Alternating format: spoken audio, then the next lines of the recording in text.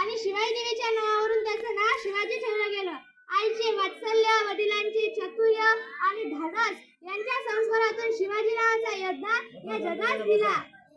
स्वराज्य स्थापनेची संकल्पना त्यांच्या रक्तात रुजवली. मग राजा आयुष्यभर स्वराज्याची पताका फडकावत ठेवले. सुलतानशाही मुघल या क्रूर सत्तांना काढून टाकून स्वराज्याचे तोरण त्यांनी उभारले. अफजल खानाचा व शाहिस्ते खानाची फजिती, आग्र्याहून सुटका असे एक ना अनेक प्रसंग आहेत ज्यातून शिवाजी राजांनी यशाची पताका कायम ठेवली. शिवाजी नावात प्रचंड शक्ती आहे. शी म्हणजे शिव, वा म्हणजे वाघ आणि जी म्हणजे जिजा.